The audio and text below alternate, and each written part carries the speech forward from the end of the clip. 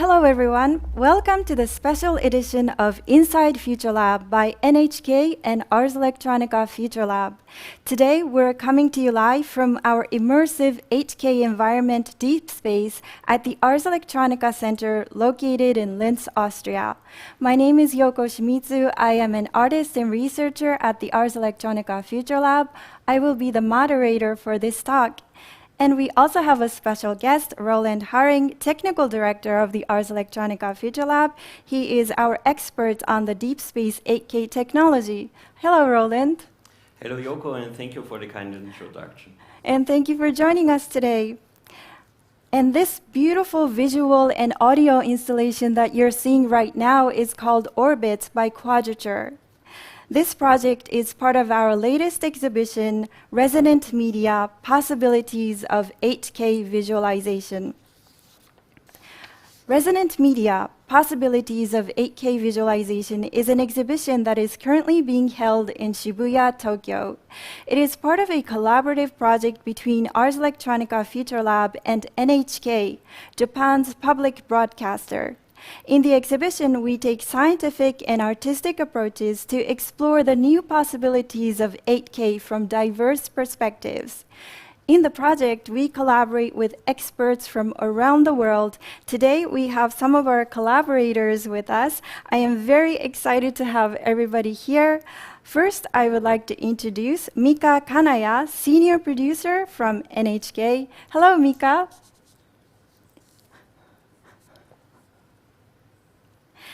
And we also have Masaki Yamabe, specialist in visualization design and development from Keio University.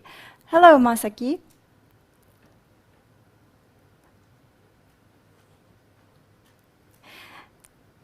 Mika and Masaki are joining us from Tokyo today.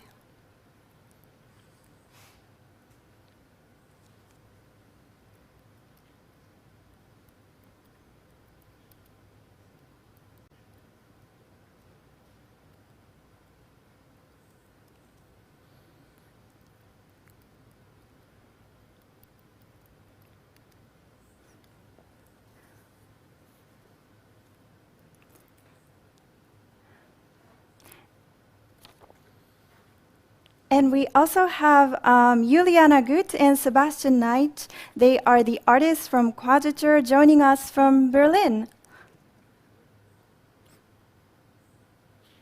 Yeah, hi to everyone. Hi, Sebastian. Hi, Juliana. It's so wonderful to have you here as well.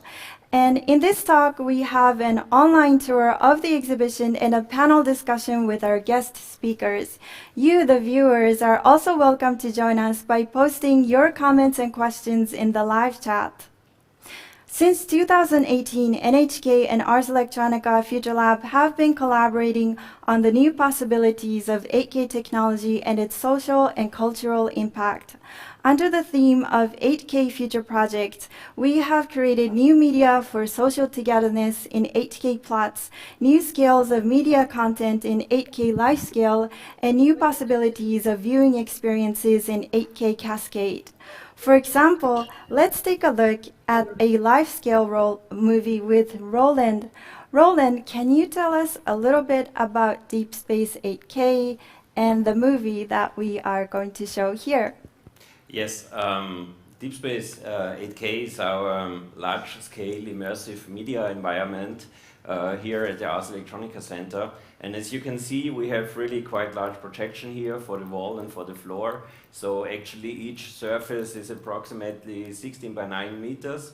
And this allows you to work with content in a complete different way. So except from the size, also an important element is the resolution that you have here and the image quality. And this really allows people to move around in the image, in the projection. And what you can see here is that we are working in this experimental weather forecast in a complete different way how you work with the content. So basically what we tried here is to show the content actually in the real life scale. So this means that the weather moderator here has the size that the person would have in real life as well, but also all the information that you get from the weather forecast is shown basically in real meter scale. So as you see, having larger screens, larger resolution allows people to get much closer to the content, but also to better understand what the information is that you are seeing here and that you get visualized here. And this is one part of the research that we are doing together with NHK, basically to experiment with new content formats and also how to create. Also, there was done a kids program which shows basically different real scale cartoons in a way, so also to give better understanding for kids, for example, about things from nature. But there is a lot of information also on our YouTube channel, I think, of all this previous research, and we're very delighted basically to work with NHK on all these topics. Mm-hmm. And in Deep Space, the viewers who visit the Ars Electronica Center can regularly experience all these programs. Yes. This is true. Deep Space is a very important infrastructure for our visitors. So basically it was opened in 2009 and we did a major upgrade in 2015 to integrate 8K technology. And I think we have more than 1 million visitors already, which came to the Deep Space and experienced the content here in person. Yes, and it's really fascinating that we're now able to collaborate with a lot of our partners like NHK to work on innovative research that opens new possibilities for 8K and visualization and actually bring that to society. Yes. I think this is a very important point. One thing is to build a technology or infrastructure, but the other one is to think of the content that you are showing there. And this is very important for Ars Electronica also to look for collaborators there and for people that are really also willing to take up the challenge to design content for spaces like that. Yes, well, that's very fascinating. Thank you, Roland. And as a continuation of our collaborative research, we have curated new exhibition, Resonant Media. Let's take a look at our exhibition contents. In the 8K Future Project, we explore the new possibilities of 8K with scientists and artists from around the world, and you can experience some of these latest projects in the Resonant Media exhibition. Mika is currently in Tokyo and has already visited the location. How is the exhibition so far? Hi, Yoko. It's going very well. But first of all, I want to thank everyone who made this exhibition possible. A big thank you to artists and scientists who allow us to show your amazing work. And kudos to our extremely talented exhibition team of NHK and Future Lab. This exhibition is taking place in Shibuya, and it was very difficult at the beginning because of the pandemic. We had to reschedule and redesign everything, but we were very lucky to open this exhibition last Sunday. Yes, and it's going very well. Yes, I heard that it's going very well, and I'm really thankful to be able to collaborate with your team and also to have so many people visit the exhibition and experience this latest technology and research. Mika, I was wondering, what is the advantage in using an extremely high-resolution technology like 8K? What's special about Resonant Media is that everything is presented in 8K resolution, as you say. And in the past year, many of us have been stuck in homes, learning, working, and feel exhausted by the effect of excessive screen time. But 8K screens offer a totally different experience. We think the gigantic screens with 8K content are not only stress-free, but there's something magical about it. The images you see in 8K resolution are crisp and sharp, and they make you forget the physicality of the screen. For creators and scientists, it means that they now have a new tool to communicate with the audience, and it instantly grabs people's attention, and it's even possible to create empathy. Yes, I saw all of the projects in the 8K exhibition, and I was really amazed by the resolution. And that reality actually helps us really connect with the content that is being expressed, but also really connect emotionally with whoever is presenting or whoever is depicted in the video. So I'm really excited that we are able to showcase this in various ways. And in this exhibition, I believe that we're using displays in various different ways to show how 8K can be displayed in multiple ways.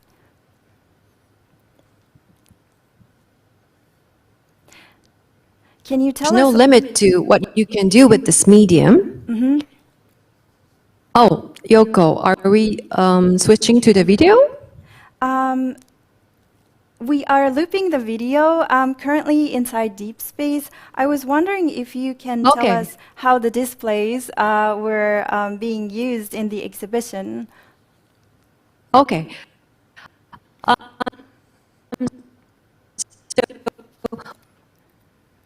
We are trying to find out what works and what doesn't. In this exhibition, we have about 10 projects and different orientations.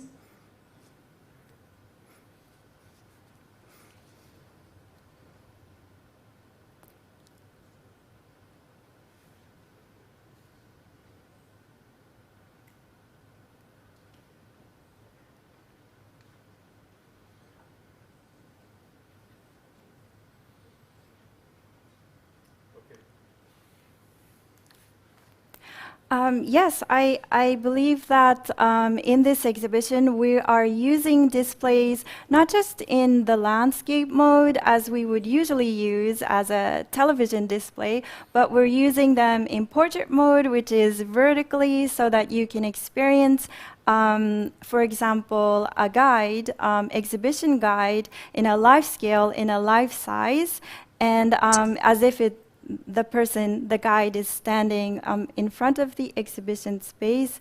And I believe that we have displays that are sort of used like a table so that people can actually look into or look down at the displays. So I think we're not just exploring the 8K technology itself and its ultra high resolution, but we're actually trying to experiment different angles, different methods of actually showcasing or displaying that technology. So Yoko, I'm ready to show the 3-minute clip. Yes, so we would like to take a short tour of the exhibition. Can we show the exhibition clip from the start?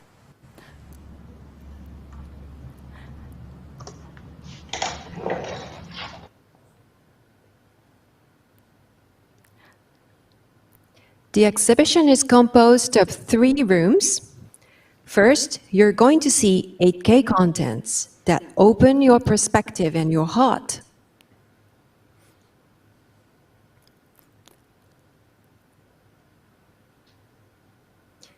This is a next-generation box garden, Hakoniwa, showing Tokyo from above. Cutting-edge artists are using 8K technology to visualize data and explore new visual experiences. This is called Scanning Cloud, an interactive artwork by Japanese artist duo Void. Next is Orbits by Quadrature.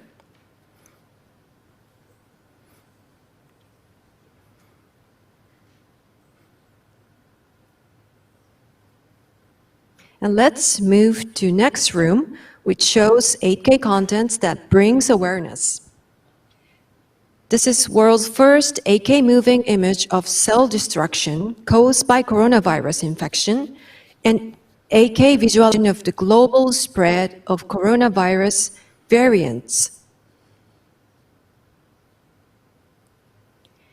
Machine Hallucinations ISS Dreams is an artwork that combines artificial intelligence and art by Refik Anadol. This video of a typhoon seen from ISS was captured by an astronaut using 8K camera.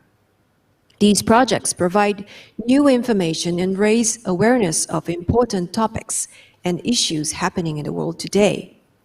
And this is one of the latest computer graphics simulations visualizing topography of Mount Fuji.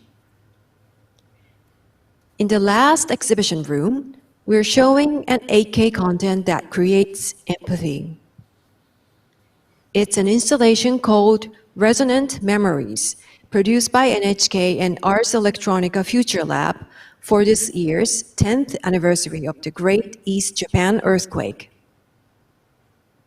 By using multiple 8K displays, we try to express the memories of the earthquake with the words of the people in Tohoku and images of the region to tell their stories and hope for the future. Experiencing their memories in the 8K space with its fine detail creates an emotional connection as if the audience is there with the people of Tohoku.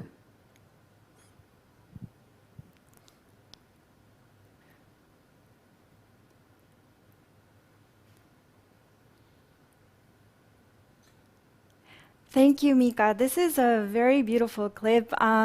For those of you who are in Tokyo, I hope you can actually visit the exhibition so that you can see all of these projects firsthand. And we do have a clip from our guest artist as well. First, I would like to introduce Quadrature, and let's take a look at Orbits by Quadrature.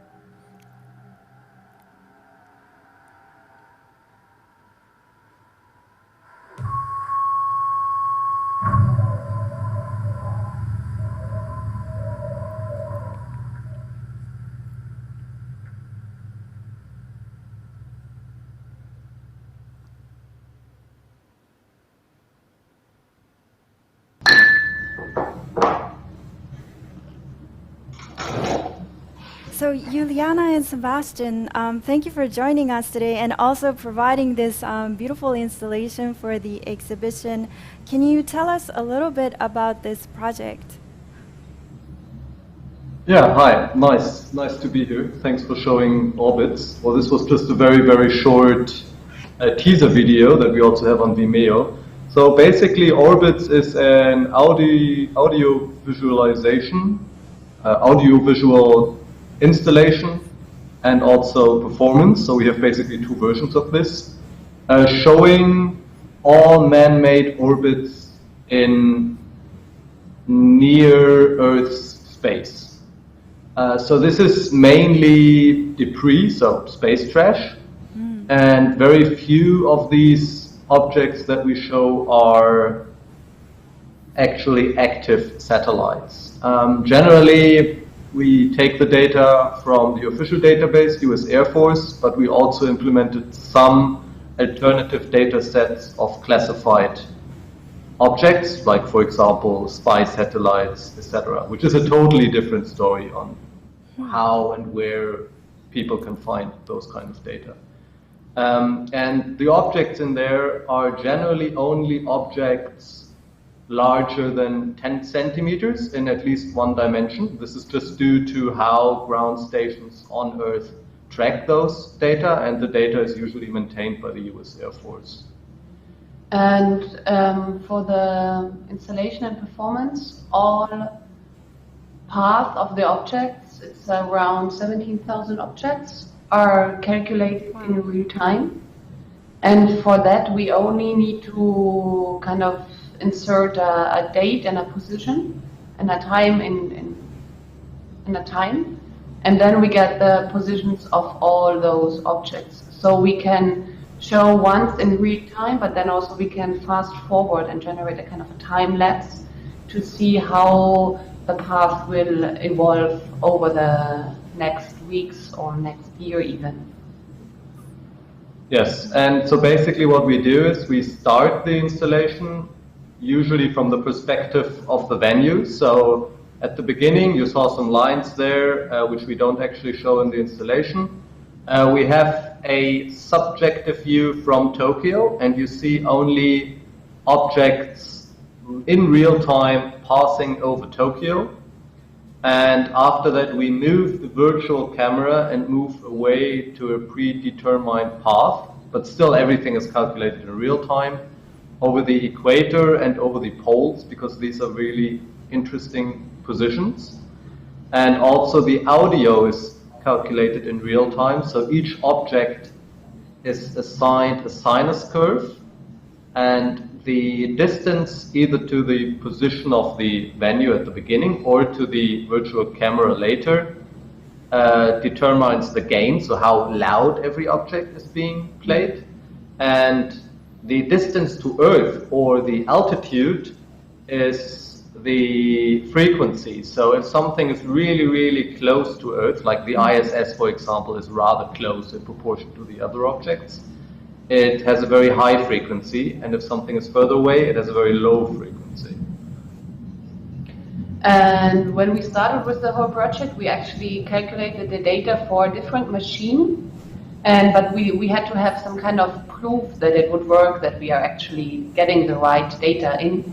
So we just did it by chance to have every object as a little tiny spot on a black screen.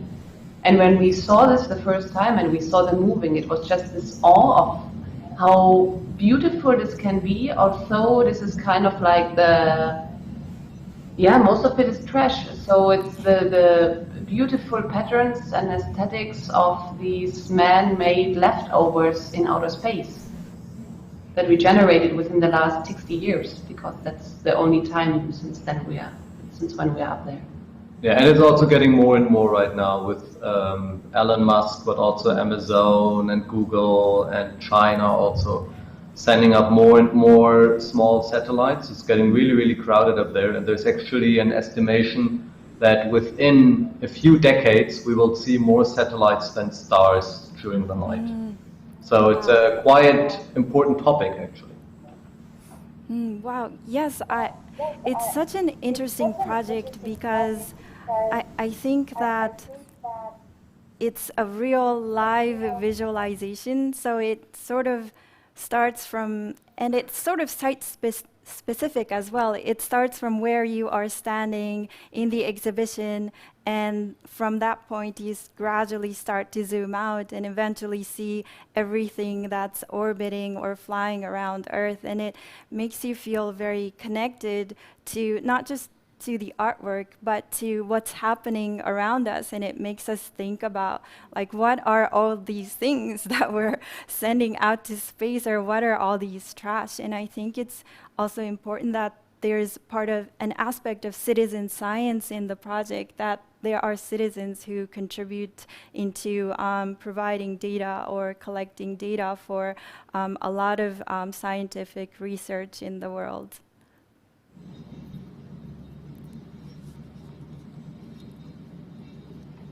So the sound is really very low here. I'm not sure I understood.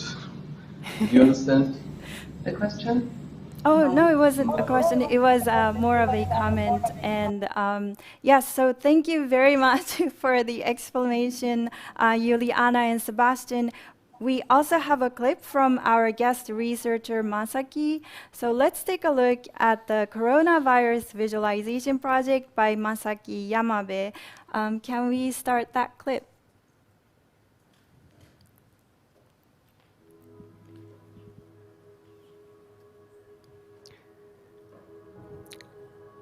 Hello, I'm Masaki. So firstly, the aim of our project is to visualize how coronavirus spread in the world. The genetic information of the coronavirus is currently being disappeared throughout the world. Over 600,000 data are collected by this February. When and where have variant strains of the virus been discovered? By filling in a map, the transmission route of the virus becomes visible. We visualize the big data of the mutated virus in 8K using Nmaps. The cube on the map represents viruses, and the color of the cube and lines indicate variant strains. It shows the viruses confirmed in Asia, spread to Europe, North America, and all over the world. And some new variants spread rapidly in the UK or South Africa. Some of them spread to Asia and Japan. So our visualization is designed for easy understand, even if audiences don't have specialized knowledge. Also, we have made some videos for news programs or lectures at a science museum biosystem.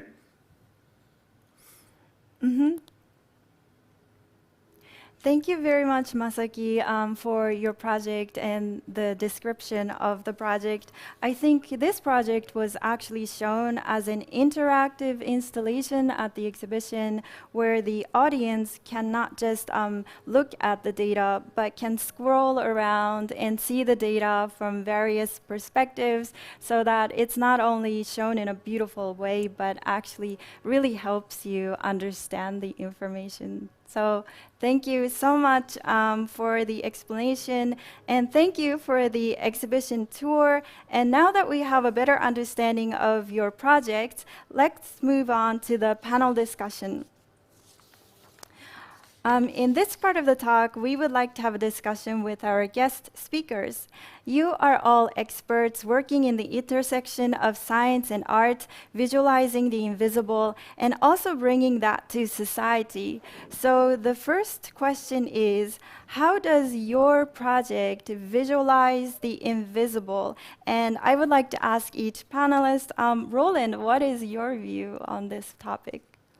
Yeah, I think that actually both of the projects that have been introduced today are very good examples for this phenomenon that people need to make reasonable decisions on information which is much too complex to understand. And I think what is really the strength of both projects is to find the aesthetic form, how to translate this data, this information to a form which allows people to emotionally connect to it. And I think that this is a very important element. And if this can then be supported additionally by these high-resolution displays, large screens, and things like that, so that you have basically also a technology which allows you to perceive this kind of visualization, then I think this is really a very important point forward to also communicate these topics to people. And Mika, I understand as a producer in NHK, you are always providing, visualizing information and providing this to the public. What is your view about visualizing the invisible? So we're always looking for new ways to tell stories in TV production, and 8K has, I think 8K has the power to do that. For example, when we film the famous painting of Mona Lisa by Leonardo da Vinci, or a 400 years old wooden statue of Buddha, with 8K resolution, you can get a close-up without losing any pixels. So from the small cracks, stains from painted material to each single brush stroke. With 8K resolution, you can see what used to be invisible. So what I want to say is now directors can tell stories you think you've seen before, but from a new perspective. So I just want to say we're still trying, and this exhibition has been a big inspiration to us, because everyone in the scientific world and artists have shown us there's a big potential for this 8K visualization. Yes, I agree. And I would also like to ask Juliana and Sebastian. What is your take as an artist about visualizing the invisible in your project? For us, this was one of our main interests actually in starting working with satellite data, because these are this kind of objects. Everybody knows that they exist. We use them every day in our daily lives.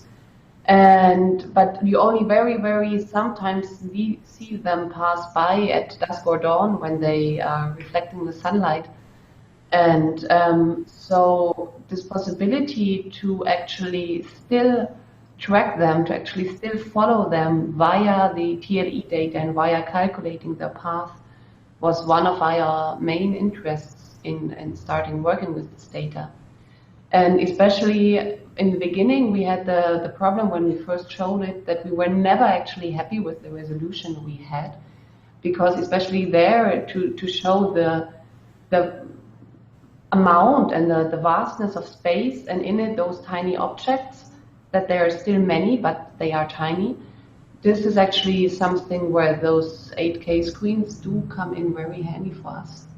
Yeah, exactly. I mean, basically, when you want to, like, even if I only take 1 pixel, which is basically the minimum size I can use in a screen, still in proportion to space in reality, that's still too big, even for an 8K screen. So in that case, as our civilization gets more complex, and a lot of our civilization now is invisible things, like all the communication we do, like all the space stuff that's happening out there, which is kind of, we're expanding our civilization, which is on a 2D bent surface, into actual 3D, but in real life, we don't really realize this. So I think taking these informations and putting it into a public available exhibition is really important, just to create basic understanding of what's actually happening. This is also for us why we really love to work with space, because space is all around us, or outer space is all around us, but we are kind of hidden in this bubble behind the atmosphere, and don't really realize that. So it's good to show this from time to time. Mm-hmm. And Masaki, you're also visualizing data in beautiful ways. What is your view on the visualizing the invisible? For us, in this project, firstly, we cannot see biases. Biases is invisible. So, and many affected people are asymptomatic. So, just I think it is very difficult to accurately visualize the impact of COVID-19 compared to other diseases. So, in addition, the mechanism of the virus have not been completely explained yet. So, a lot of information, misinformation is on the internet. So we thought it was important to look at the biological data, scientific data shared among the science community, and trying to visualize them with the specialist scientists of life science. So 8K, the ultra high resolution is perfect for us, perfect for visualizing complex raw data. Yes, and I feel that in all of your projects, everybody is not just visualizing information, but actually combining art and science and also communicate that to society. And I was wondering, how does your project combine art and science to communicate with society? Roland? Yeah, I think especially data visualization is a very good example which shows which additional benefit and value emerges when you combine art and science. So on the one side, you need scientific methods to create the data and to also verify the data and be sure about the truth in the data itself. But I think on the other side, you need the artist who develops visual stories, basically, which explain to you the data and basically give you a way to find the meaning of it. So I think, and this is, I think, a very strong position that data visualization has, and where you can really create huge value by projects like this. I agree. And what about you, Mika? Because I'm not doing any data visualization myself, I want to perhaps share what we're doing right now. So there's one of the projects we are doing right now is called Cultural Heritage in 8K. And it is a joint research between NHK and Tokyo National Museum. We are trying to trying to find new ways to look at the museum artifacts by using the state-of-the-art technology like scanning and photogrammetry. And we are trying to create three-dimensional 3D computer graphics model of the artifact. So once we have this model, we can rotate, we can enlarge from the angle you want, and it looks very real, and it's such a fun way to learn about history and art. And I think 8K has huge potential to bridge a gap between, like a knowledge gap between the experts and the ordinary people. And as a TV broadcaster, we want to, find new ways of bridging the gap. Do you understand what I mean?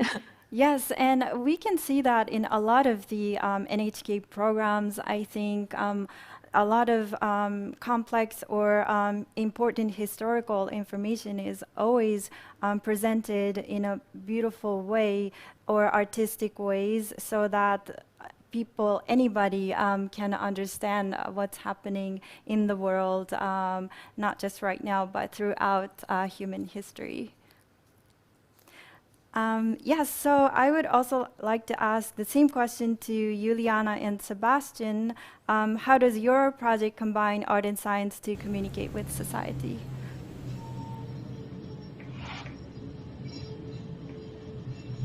For us, science is kind of very often part of our projects, but we see some very distinct differences between, we often use science to kind of deliver material or where we can take material and topics from, but in contrast to scientists, they have to find, or they are aiming to find, some kind of objective truth of how the world is and what is out there, while we as artists are allowed to present our very, very subjective version of what reality could be like or should be like. Yes, so we are much more free compared to scientists. What we really like about science is that good science needs to always question itself. Like, every theory is just true until a more true theory comes up. So you see this constantly, and this is something that is also hard, I think, for a lot of people to understand, because they want the absolute truth from science, because what else can we expect from it? But this constant questioning of itself is something that we as artists take maybe even as example for our own work and our own development. And I feel that your artworks are always raising important questions in society, and I think that is very important when we talk about the future of society. And I would also like to ask Masaki, what is your view on this question? I'm very interested in the topic, science and art. So when we visualize big data, sometimes it becomes too complex or too noisy to understand. And when we visualize them in a simple way, it becomes easy to understand, but loses the complexity of reality. However, there are only 2 or 3 facts that can be represented in a simple way. So, understandable visualization in such visualizations, reality is compromised, I think. So, in a real world, there are deep layers of fact and data. So, in this project, our goal was to show the scientific data and to make people use their imagination. So understanding the data and also expanding the imagination is so important in this project. So, and we needed both art and science to do that. And I think your project really balances the beauty of visualization and the accuracy of the data itself so that people can really understand what's happening in the pandemic right now when the world is really trying to understand what is happening with regards to the current status of the coronavirus. So thank you very much, panelists. I would like to ask the final question, which is about the future of visualization and 8K. What is your vision on the future of visualization and 8K? Roland? Yeah, I mean, I'm personally very thrilled by the possibilities that 8K opens up. So it's not about resolution only. What we also saw today is that also the content itself gets much further than just having a higher resolution video. So one thing which is very interesting for us is this transition between real-time computer graphic and time-based media, basically, or pre-produced videos, to really have much more overlapping things there. And yeah, and also other thing for sure is that 8K also uses complete new ways of how you distribute the content. So before, actually, the old TV did not technically change in a way for decades. So you had your color TV in your living room, and that was basically a system which never was modified. But now 8K, there's a lot of transition over the internet. You're using data networks for distributing the content. And also I think it's opening up much more to allow the creation of new innovative formats. Mika, what is your view? We're also super excited about 8K visualization and where it goes from here. Personally, I think artificial intelligence will help us understand the big data on big screens in 8K resolution, and but we are just beginning to understand how effective we can use these visualization in our storytelling, and I just want to emphasize that we are always looking for big, bold, new, innovative ideas. So anyone who have these ideas, please let us know. We are just looking for more opportunities. Yes, and we would be really excited to expand collaboration with you as well as the entire creative community who is watching this show. Yeah, so let us know your views and ideas about the possibilities of visualization in 8K. I also want to ask Juliana and Sebastian about your view of the future of visualization in 8K.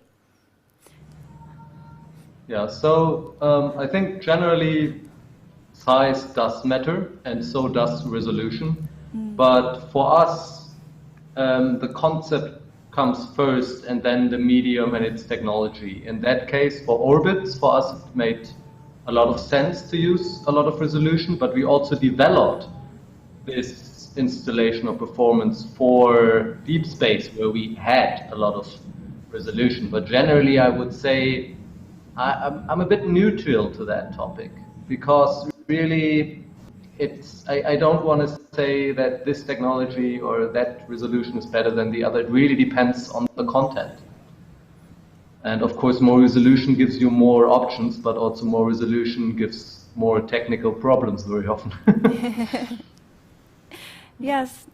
Thank you for your comment. Masaki, I also wanted to ask your view. Yes, when I was complex scientific data, 8K allowed viewers to see the overview and the detail of the data structure simultaneously. So this emotional experience evokes qualia. Qualia means sensational awareness beyond analytical insight. So it's amazing. So I believe 8K visualization has huge potential to increase the public understanding of science to the people. Thank you very much. Thank you, all the speakers, for the inspiring and informative discussion on the visualization in 8K. I think we're approaching the end of the talk. And before we go, I would just like to take a look at some of the audience questions and pick out, maybe we have time for 1 or 2 questions. I think this one is for Quadrature. Is Orbits created to understand critical work on our technological society, or more of a beautification of it? Well, it's kind of both. I mean, generally, this is a very important topic for society and human development and space debris, but also the pure fact that there are eyes and also ears that can, well, very transparently see what's happening here and can basically do this surveillance upon us, is something that I think we should really talk about as a society and have a discussion about. Also, who has the power to gain this data? It's about transparency. It's not only about environmental issues, but it's also about that. But a part of that, we are of course interested as artists to create beautiful images. So I think it's especially the contrast between both. Between beauty and The content. and the narration of the content. Yeah. I agree. Well, thank you for your answer. Maybe there's a time for one more question. Maybe I can ask this to the team in Tokyo, Masaki and Mika. What are some of the other patterns or data that you're interested in visualizing? Can I go first? Yes. I'm interested in visualizing brain cells. Oh. It will be amazing to see the image of brain cells. Masaki?